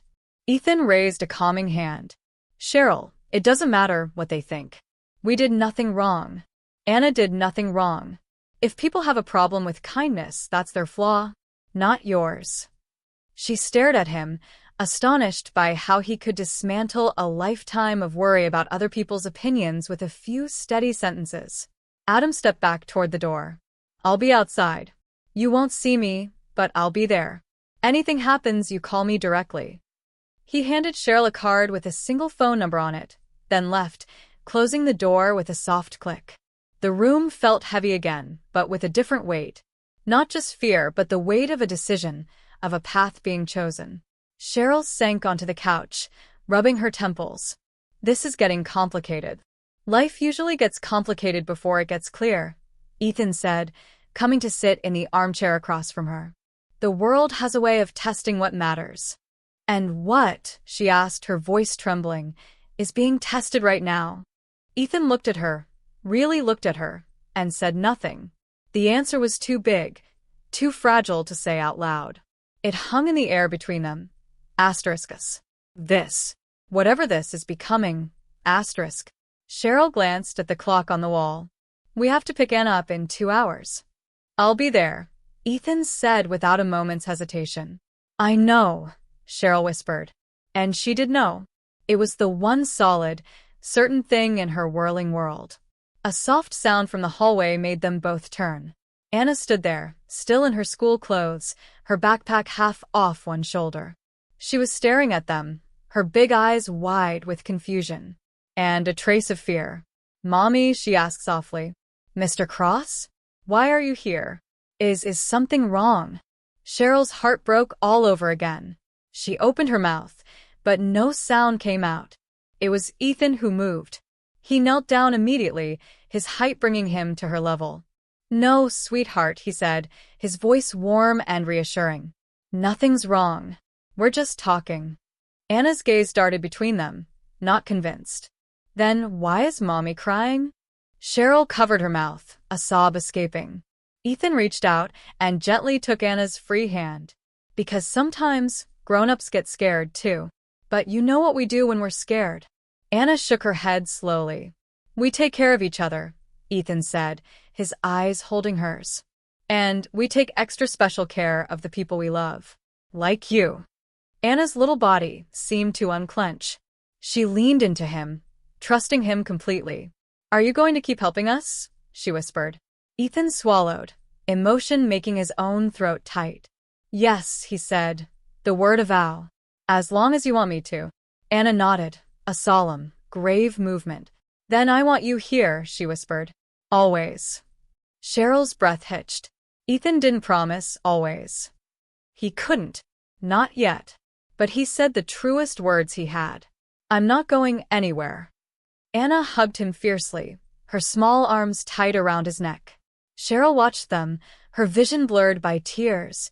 Tears of fear, of gratitude, and of something else blooming quietly and powerfully inside her. As the afternoon light slanted through the windows, painting the living room in gold, one thing became crystal clear to Cheryl Williams. Ethan Cross wasn't just protecting them from a bully. He was piece by piece becoming a part of them. And that was the most wonderful and the most terrifying thing that had happened in a very long time. The air in the school parking lot that afternoon was warm and still, heavy with the smell of hot asphalt and cut grass. Parents gathered in little clusters, talking about baseball practice and grocery lists, their voices a familiar, comforting hum. But Cheryl didn't hear any of it. She stood by the curb, her arms wrapped around herself, her eyes scanning every car, every face.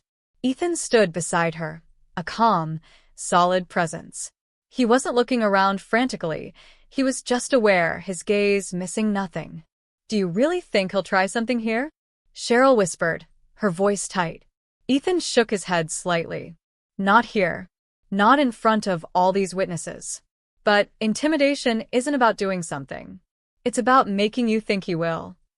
"It's working," Cheryl admitted, her voice barely a breath. Before Ethan could reply, the school doors burst open and a small hurricane of curls and energy shot toward them. "Mommy, Mr. Cross." Anna sprinted across the pavement, her backpack bouncing, a huge smile on her face. Cheryl knelt and caught her in a hug, holding her tight. "How was school, baby?" "Good. I got a gold star for my drawing. And Miss Turner said I read like a fourth grader." Anna's words tumbled out in a happy rush. Then she turned her bright eyes to Ethan. "Did you come to walk me home again?" Cheryl looked at Ethan. He looked back at her, a silent question in his eyes. She gave a small, definite nod. "I'm here," he said gently to Anna. She threw her arms around his neck. "I knew you would be." A few parents nearby stopped their conversations to watch. Cheryl heard the whispers start. That's the billionaire, right? Why is he always with that kid? I heard he's sponsoring the school." "No, I heard he's dating her mother." Her cheeks burned. She stiffened. Ethan noticed immediately. He leaned down slightly, his voice for her alone. "Ignore them. People love stories more than they love the truth." "Easy for you to say," she murmured back. "They're not talking about you." "Yes," he said, his voice quiet but firm. "They are. They always have been. I've learned to care more about the people in my circle than the noise outside of it." The simple wisdom of it, coming from a man whose life was surely full of noise, struck her. Maybe they weren't so different after all. Before she could respond, a sharp, angry shout cut through the murmur of the parking lot. "Hey!" Cheryl's blood ran cold. Ethan didn't move, but his whole body seemed to coil, ready. Dean Carter was striding toward them, his boots thudding hard on the asphalt, his face a mask of cold fury.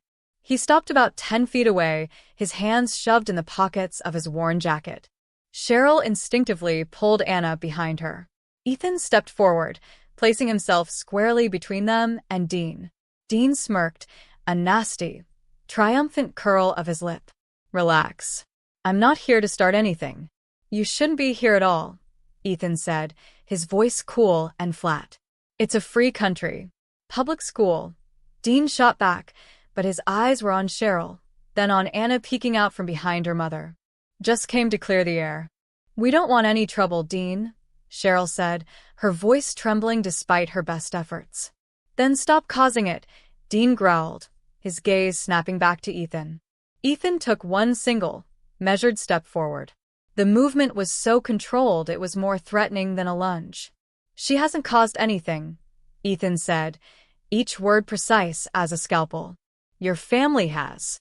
Dean's eyes flicked to the sleek black SUV idling nearby, where Adam sat watching, motionless. "You bring bodyguards to an elementary school?" he sneered. "Only when I expect trouble," Ethan replied evenly. Dean's smirk vanished, replaced by raw anger. "People are talking, you know," he said, his voice dropping into a oily, conversational tone that was worse than yelling. "Wondering why a billionaire takes such a sudden interest in some widow and her kid." He let the ugly words hang in the air. "Folks are saying maybe she's got something on you. Or maybe like keeping pet projects." Cheryl made a small, hurt sound. Ethan's jaw tightened so sharply Cheryl heard it click. He took another step forward. The air seemed to crackle. "Watch your mouth," Ethan said, the quiet command carrying across the suddenly silent parking lot. Every parent, every teacher, every child had stopped to watch. Dean laughed, but it was a hollow, nervous sound. "Look at you. Big money. Big muscles. No sense. You really think you can walk into our town and act like you own it?" "I don't want to own your town," Ethan said, his voice rising just enough for everyone to hear. It wasn't a shout, it was a declaration. "But I will protect the people who live in it." Dean spat on the ground near Ethan's feet, a crude, vicious gesture. "You're not her man." "No," Ethan agreed, his voice booming with a sudden, powerful clarity that made everyone jump. I am not her man. I am the man who stepped in when you let a 6-year-old girl get humiliated for losing her father. I am the man who showed up when her mother was afraid to open her own front door. I am the man who will not let a bully with a history of violence come within 10 feet of them ever again. A dead, absolute silence fell over the parking lot. No one whispered. No one moved. Dean's face went pale, then flushed a deep, mottled red. Ethan wasn't finished. He took one more step, closing the distance until he was right in front of Dean. He spoke lower now, but every word was a hammer blow. If you come near this woman or her daughter again, if you follow them, threaten them, step foot on their property, or knock on their door, you won't be dealing with me. He paused, letting the threat sink in. You'll be dealing with the law. And I'll make one call, Dean. One. And every warning you've ever been given will become a file someone cares very much about reopening. He leaned in, the final whisper carrying like a gunshot in the quiet. And if that doesn't stop you, then yes, you will be dealing with me. Dean stared at him, his bravado completely shattered. He looked around at the ring of staring, disapproving faces, parents, teachers, even the crossing guard was watching, arms crossed. He saw no allies, only witnesses to his defeat. Without another word, he turned on his heel, stalked back to his truck, and slammed the door so hard the window rattled. The engine roared to life, and he peeled out of the parking lot, leaving a cloud of exhaust and stunned silence behind. For a long moment, no one moved. Then, a single person started to clap. It was an older man in a veteran's cap. Then, another parent joined in. Then, another. Soon, the parking lot was filled with soft, heartfelt applause. Ethan didn't acknowledge it. He turned his back on the crowd and knelt in front of Anna, who was staring at him with awe. Anna, he said softly, all the thunder gone from his voice, replaced by a gentle warmth. You are safe. No one will ever laugh at you or scare you like that again. Not while I'm around. Anna didn't say a word. She just launched herself into his arms, burying her face in his shoulder. He held her close, one large hand cradling the back of her head. Cheryl's eyes filled with tears, but this time they were tears of pure, overwhelming relief. She stepped closer, placing a hand on Ethan's broad shoulder. He looked up at her, and in his eyes, she didn't see a billionaire or a hero. She saw a man who had just drawn a line in the sand for her family and dared the world to cross it. You didn't have to do that, she whispered. Yes, he said, his voice rough with emotion. I did. Anna leaned back in his arms, her small hands framing his face. Are you staying for dinner? She asked, as if he hadn't just faced down a dangerous man in front of the whole town. Ethan glanced at Cheryl, a question in his eyes. Cheryl looked at her daughter's hopeful face, at the man who had just rewritten the definition of safety for both of them. Her throat was too tight for words. She just nodded. A beautiful, radiant smile broke across Anna's face. And for the first time, Cheryl didn't just feel protected. She felt, truly and deeply, like they were part of something stronger than fear. They were a team, a family, and no bully, no matter how angry, could break that apart. 3 hours later, the town of Cedarbrook felt like a different place. Not on the surface, the streets were the same, the shops unchanged, but underneath, a current was shifting. Word of the parking lot confrontation had spread faster than the setting sun. It was the only topic of conversation on front porches, at diner counters, in the aisles of the grocery store. Asterisk the billionaire stood up to a Carter. And he won. Asterisk in a town where the Carter family's loud, bullying presence had been a fact of life for years, it was an earthquake. Inside Cheryl's home, the atmosphere was different too. A fragile, precious calm had settled in the living room. Anna was on the rug, deeply engrossed in coloring an elaborate picture of a castle with a moat. Her tongue was poked out in concentration. Ethan sat on the couch, watching her with a softness in his eyes that made Cheryl's heart ache. She moved around the kitchen, wiping the same spot on the counter over and over, her nerves still buzzing from the day's events. Finally, Ethan spoke, his voice a gentle rumble in the quiet room. You can sit down, you know. The counter's clean. Cheryl gave a shaky laugh and finally gave up, sinking into the armchair across from him.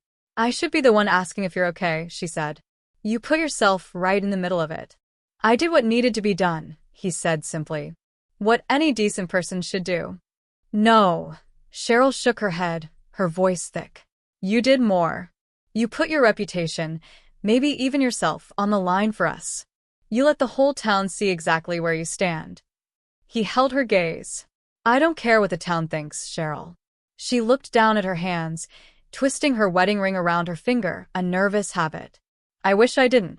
But I've been surviving here alone for a long time. You get used to thinking everyone is watching, waiting for you to slip. Ethan leaned forward, resting his elbows on his knees. I'm not them, and I'm not going anywhere. Before she could respond, headlights swept across the living room walls. A car was pulling into the driveway. Cheryl stiffened, her calm evaporating instantly. No, she breathed. Ethan was on his feet in a silent, fluid motion. Stay here. With Anna. Ethan, no, don't. Stay with Anna, he repeated, his voice leaving no room for argument. He moved to the window, peering out through the blinds. His posture relaxed, but only slightly. It's not Dean, he said. It's a couple. An older sedan. He unlocked the door and stepped out onto the porch, leaving it open a crack. Cheryl hovered in the doorway, her heart pounding. A middle-aged man and woman were getting out of the car. They were well-dressed, their faces etched with anxiety. Cheryl recognized them. Mark and Elaine Whitaker, Oliver's parents. Ethan stood on the top step, a silent, watchful figure. Can I help you? He asked, his voice neutral. Mark Whitaker cleared his throat, wringing his hat in his hands. Mr. Cross? Mrs. Williams? I'm Mark Whitaker. This is my wife, Elaine. Our son, he was one of the boys. Yesterday. Cheryl's breath hitched. She stepped out onto the porch behind Ethan, her arms crossed tightly over her chest. What do you want? Elaine spoke first, her voice trembling with emotion. We wanted to come apologize. In person. For our son. For Art, for our family. Cheryl blinked, stunned. An apology from a Carter relative? It was unheard of. Mark nodded, his face sincere and ashamed. Carter men, well, they're loud. And stubborn. And they think being the biggest voice in the room makes them right. Our boy, Oliver, he told us what happened. The whole school is talking about it. He looked directly at Cheryl, his eyes earnest. We didn't want you thinking we agree with any of it. With Dean. With what the boys did. Elaine's eyes filled with tears. Your daughter is a sweet child, Mrs. Williams. What they did was cruel. They're kids, they should know better. And Dean, he should know much better. She looked at Ethan, her gaze full of gratitude. What you did today, Mr. Cross, standing up to him. Like that in front of everyone, this town looks the other way too often. If nobody stands up to the Carters, nothing ever changes. You showed people it's possible. The sincerity of it washed over Cheryl, disarming her anger and fear. Thank you, she whispered, her own voice cracking. That means a lot. Mark's expression grew more serious. And if Dean shows up here again, you call me. Directly. I'll handle him. He's my brother-in-law, but that doesn't mean he gets a pass. Ethan, who had been silently observing, finally spoke, his voice quieter now. Thank you for coming. It took courage. Elaine's eyes drifted past them and landed on Anna, who had come to the screen door and was peeking out, her stuffed bunny clutched to her chest. Oh, Elaine whispered, a genuine smile touching her lips. She's just precious. After a few more minutes of quiet reassurances, the Whitakers left, their car disappearing into the gentle twilight. Cheryl closed the door slowly and leaned against it, as if letting out a breath she'd been holding for years. Ethan stood beside her. See, he said softly, not everyone is against you. She looked up at him, her eyes shimmering. You caused a shift today. A real one. No, he corrected gently. We did.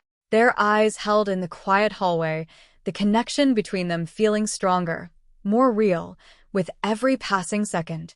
Then a little voice broke the moment. Mommy? Mr. Cross? Who was here? Anna stood holding her bunny, her hair mussed from sleepiness, her eyes wide. Cheryl walked over and scooped her up. Just some nice people, baby. They wanted to say they were sorry for what happened. Anna nodded, as if this made perfect sense. Because you protected me? She asked, looking at Ethan. He walked over and brushed a curl from her forehead. Because you were brave, he said. And because it's never too late to do the right thing. Anna smiled, a shy, proud smile. Then, unexpectedly, she reached out and took Ethan's hand. Not out of fear or need, but out of simple, pure affection. Are you staying for dinner? She asked. Ethan glanced at Cheryl, a question in his eyes. Cheryl's throat was too tight for words. She just nodded. Anna's squeal of delight filled the house. As Cheryl carried her to the kitchen to start dinner, and Ethan followed, quietly asking where the pots were kept, a deep, warm certainty settled into the very bones of the little house. Protecting them was no longer just something Ethan Cross did. It was who he was becoming in their lives. And that change felt permanent, solid, and more beautiful than anything Cheryl had dared to hope for in a very long time. Dinner that night was a quiet, peaceful affair. The smell of roasted chicken and herbs filled the small kitchen, and the warm light from the overhead lamp made the room feel cozy and safe. Anna chattered happily about her castle drawing, and Ethan listened with genuine interest, asking questions about the moat and the dragon she'd added. Cheryl watched them from her seat, her heart so full it felt like it might burst.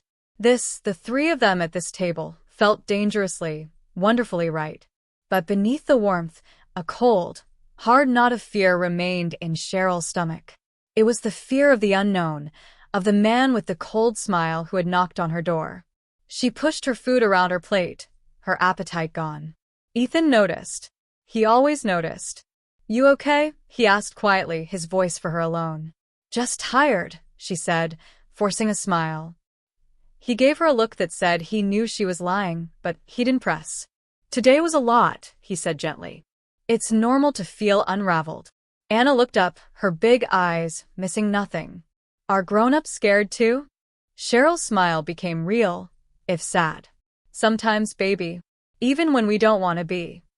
Ethan reached over and touched Anna's small hand. But being scared doesn't mean you're not brave. Sometimes, brave is just doing what you have to do, even when you're scared. Anna seemed to ponder this, then nodded sagely and went back to stabbing a piece of chicken with her fork. After dinner, Anna trotted into the living room to pick a book for bedtime. Ethan helped Cheryl clear the table. They worked side by side at the sink, her washing, him drying. Their hands brushed once when he took a wet plate from her, and a tiny, electric spark seemed to jump between them. Both of them pretended not to notice. When the last dish was put away, Ethan leaned against the counter. You're thinking too loud. Cheryl laughed, a soft, tired sound. Probably. Want to tell me what about? She hesitated, twisting the dish towel in her hands. Do you ever worry, she began slowly, that you're getting involved too fast? He didn't answer right away. He looked toward the living room, where Anna was humming to herself. Every minute, he said finally, his voice low. Cheryl blinked, surprised by his honesty. Then why keep showing up? Because she needs me, he said, nodding toward Anna. And because, he paused, choosing his words with great care. Because I think you need someone in your corner, too. And I want to be that someone. Her breath caught in her throat. Ethan? Before she could find any words worthy of that confession, the doorbell rang. It wasn't a friendly sound. It was sharp, sudden, and it sliced through the peaceful evening like a knife. Cheryl flinched, her heart leaping into her throat. Ethan was moving before the sound had even faded. He held up a hand, stay, and moved toward the door with the quiet, controlled precision of a predator. He checked the peephole. His shoulders dropped an inch. It's Mrs. Whitmore, he said, but his voice was grim. He opened the door. The principal stood on the porch, wringing her hands, her face pale and stricken in the porch light. Good evening. I'm so sorry to show up unannounced. I didn't want to call, given everything. What is it? Cheryl asked, fear icing her veins. Mrs. Whitmore stepped inside at Ethan's gesture. She looked from Cheryl to Ethan, her expression one of deep distress. "It's about Dean Carter." Cheryl's knees felt weak. Ethan's posture didn't change, but the air around him seemed to grow colder. "He came to the school tonight. After hours," the principal said, her voice trembling. "He was banging on the office door, demanding to see me. He was furious. About you, Mr. Cross. About you, Mrs. Williams. He said you were ruining his nephew's reputation, turning the school against his family." She swallowed hard. "He said awful things. Mostly about you, Mr. Cross." "I can handle words," Ethan said, his voice flat. "It wasn't just words," Mrs. Whitmore whispered, her eyes wide with fear. "It was a fixation. And then he mentioned coming to your home again. He said, they think today was the end of it. They'll see." The words landed in the quiet living room like stones dropped into a still pond. The silence they left behind was heavy, suffocating. Cheryl felt the world tilt. She reached out a hand and steadied herself against the back of the couch. Anna, sensing the terrible shift in the adults, had come to the doorway of the living room, her stuffed bunny held tightly to her chest. "Mommy," her small voice quavered. "Is that man coming here again?" Ethan was the one who moved. He crossed the room in 2 strides and knelt in front of Anna, his large hands gentle on her small shoulders. "You are safe," he said, his voice fierce with certainty. "Nothing will ever happen to you while I'm here." Anna nodded, but her eyes were wide with a fear she was too young to fully understand. Ethan stood and turned back to Cheryl and the principal. His face was a mask of calm, but Cheryl could see the storm raging in his eyes. "When a man like Dean escalates like this," he said, his voice low and controlled, "there's only one responsible thing to do." "What's that?" Cheryl whispered, already dreading the answer. "Not wait for a 3rd time," Ethan said. He looked at Cheryl, his gaze steady and unflinching. "Pack a bag for Anna. Just essentials. Clothes for a couple of days, her favorite toy, her blanket." Cheryl stared at him. "Ethan, why?" "You're both coming with me tonight," he said. It wasn't a request. It was a decision made by a man who understood danger far better than she did.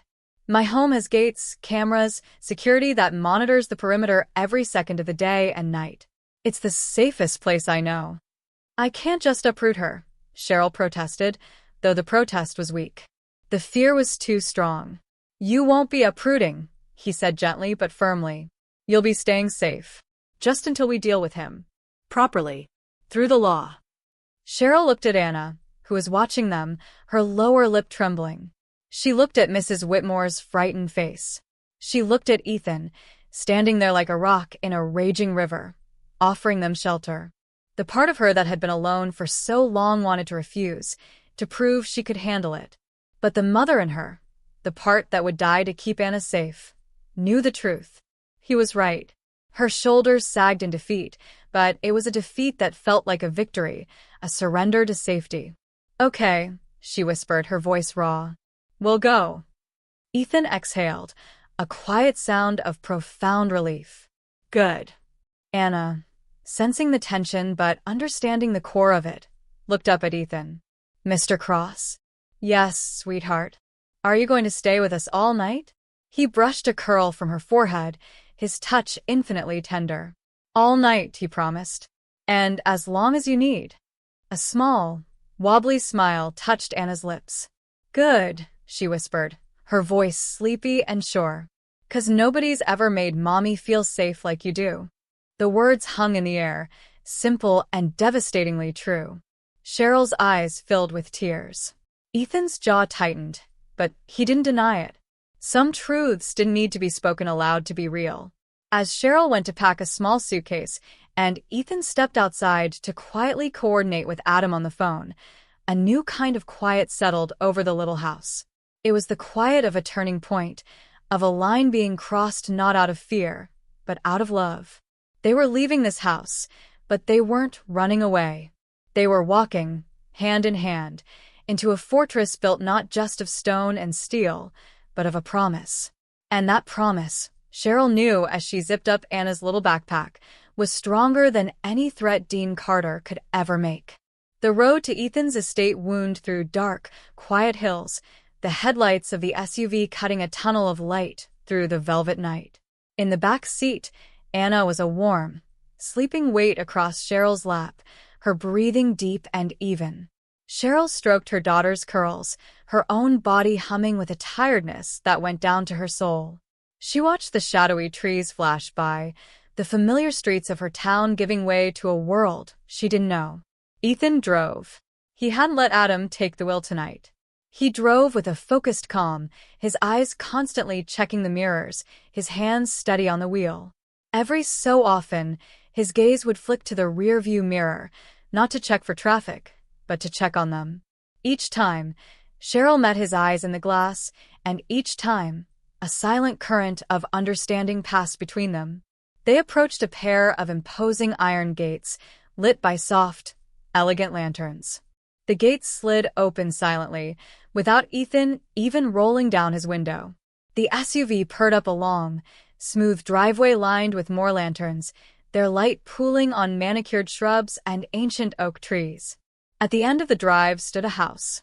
It wasn't a flashy, modern monster of glass and steel.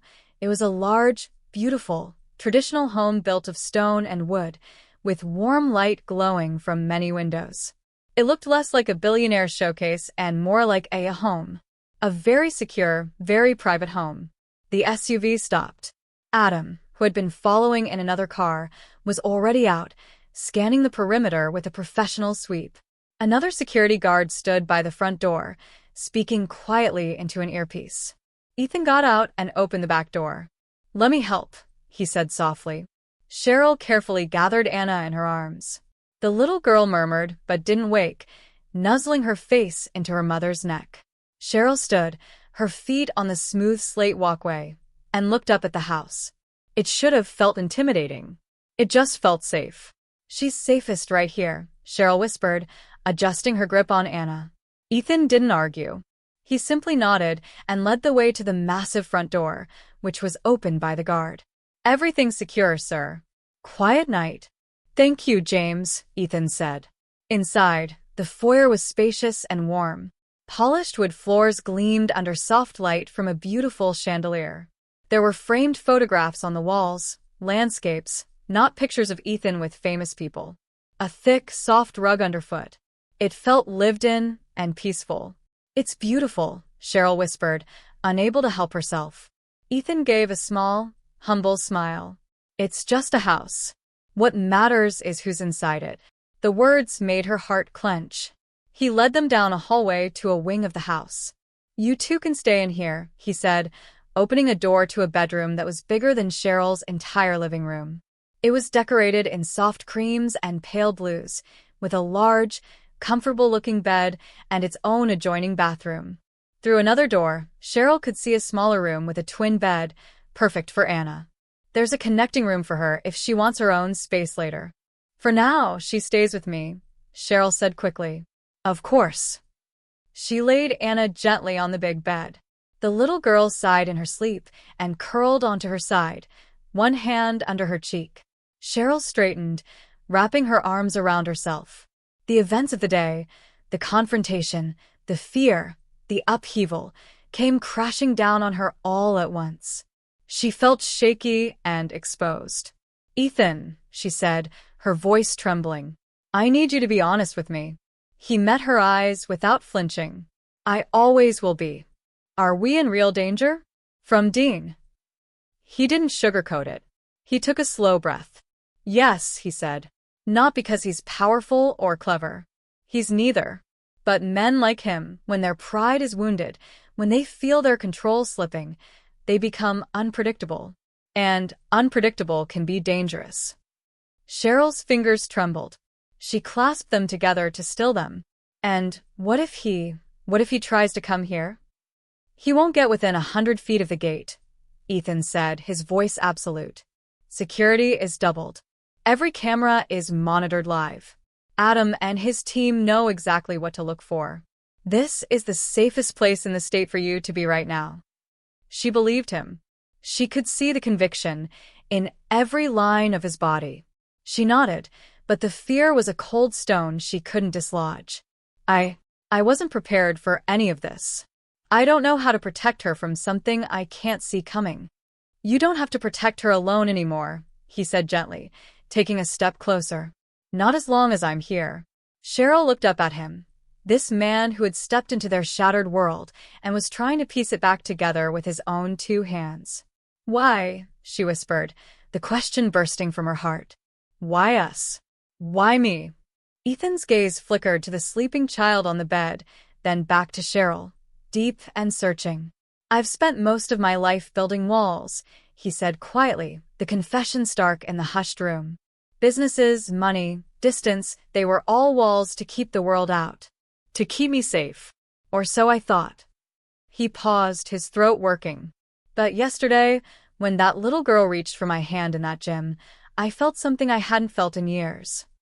What? Cheryl breathed. Purpose, he said, the words simple and devastating. Real purpose. Not for a deal or a stock price. For a person. For her. He looked at Anna, his expression so full of tenderness it made Cheryl's eyes sting. And I realized, I want to be part of something that matters. Not just to the world, but to someone. To her. His eyes lifted, locking with Cheryl's. To you. Cheryl's breath left her in a rush. She hadn't expected an answer so raw, so honest. It was a gift she didn't know how to accept. I'm not asking you for anything, Ethan continued, his voice low and earnest. Not love, not commitment, not decisions you're not ready to make. I just want you to know, I'm here because I care. Deeply. About both of you. Tears spilled silently down Cheryl's cheeks. She didn't try to wipe them away. She just let them fall. The weight of his words, the safety of his presence, the sheer relief of not being alone. It was all too much. Her knees felt weak, so she sat gently on the edge of the bed beside her sleeping daughter. Ethan didn't rush her. He just stood there, giving her space to feel it all. Finally, she looked up at him, her vision blurred. Ethan, I don't know what to say. You don't have to say anything, he murmured. She took a shuddering breath. You said I shouldn't make decisions too fast. I meant it. But some things, she whispered, her voice gaining strength as she spoke her truth, some things don't feel fast. They feel right. You protect us. You listen. You stay. You make Anna laugh like she hasn't laughed since her dad died. And you make me feel something I thought was gone forever. Ethan's voice was barely a whisper. And what's that? Safe, she said, the word a prayer and a promise. I feel safe. Ethan closed his eyes for a moment, as if her words were a physical blow to a heart that had been locked away for too long. When he opened them, they were warm, steady, and full of a hope that mirrored her own. Cheryl, he murmured, I'm not asking for your heart.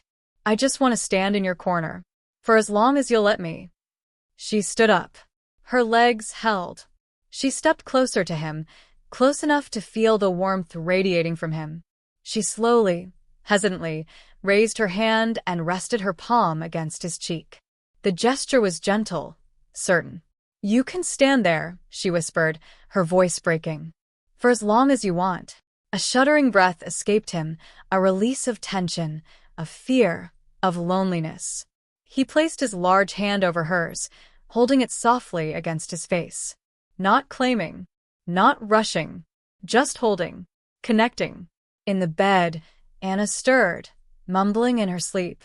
The sound grounded them, reminding them of the tiny, precious reason all of this had started. Ethan whispered, I should let you sleep. I'll be right outside the door. Adam will be down the hall.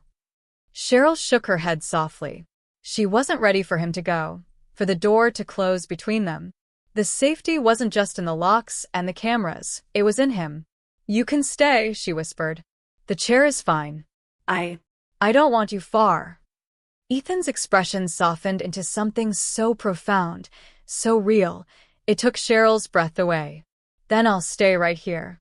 He settled into the large, plush armchair in the corner of the room. Cheryl climbed into the big bed beside Anna, pulling the soft duvet over them. She lay on her side, watching him in the dim light from the hallway. He wasn't sleeping. He was just sitting, watching over them, a silent guardian in the night. And as Cheryl finally closed her eyes, the fear melted away, replaced by a deep, bone-weary peace. For the first time in 3 long, hard years, as she listened to the even breathing of her daughter and felt the protective presence of the man in the chair, Cheryl Williams knew, with absolute certainty, that she wasn't facing tomorrow alone. They were facing it together. And that made all the difference in the world.